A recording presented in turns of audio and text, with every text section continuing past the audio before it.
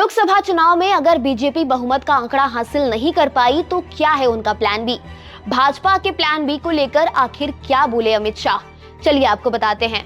नमस्कार, मैं हूं स्मिता उपाध्याय और आप देख रहे हैं India.com। लोकसभा चुनाव के 4 चरण की वोटिंग पूरी हो चुकी है। वहीं 5वें फेज में 20 मई को लोकसभा चुनाव की 49 सीटों पर वोट डाले जाएंगे।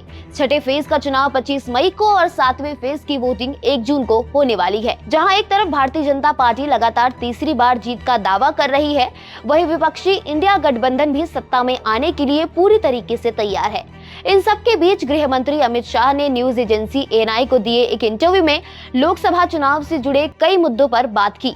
तो चलिए आपको बताते हैं कि जब अमित शाह से लोकसभा चुनाव में बीजेपी के बहुमत का आंकड़ा पार नहीं कर पाने की संभावनाओं पर सवाल किया गया तो उन्होंने क्या कहा। जब उनसे पूछा गया कि अगर बीजेपी लोकसभा चुनाव में 272 से कम सीटें जीतती है तो बीजेपी की क्या रणनीति होगी, इस पर अमित शाह ने कहा, मुझे ऐसी कोई संभावनाएं नहीं दिख रही हैं। 60 करोड़ लाभार्थियों की एक सेना है जो पीएम मोदी के साथ खड़ी है। उनकी कोई जाति, आयु या समूह नहीं है। जिन्हें भी ये सभी लाभ मिले हैं वे जानते हैं कि नरेंद्र मोदी क्या है और उन्हें क्यों 400 सीटें देनी चाहिए। अमित शाह ने यह भी कहा कि पार्टी का प्लान ए सफल होगा और प्लान बी तभी बनाने की जरूरत है जब प्लान ए की सफल होने की संभावना 60% से कम हो। मुझे यकीन है कि पीएम मोदी प्रचंड बहुमत के साथ सत्ता में आएंगे।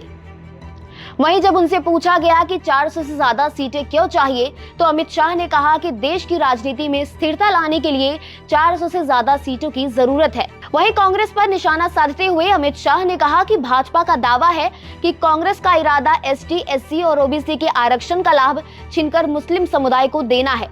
और ऐसी ही तमाम खबरों के लिए देखते रहिए India.com।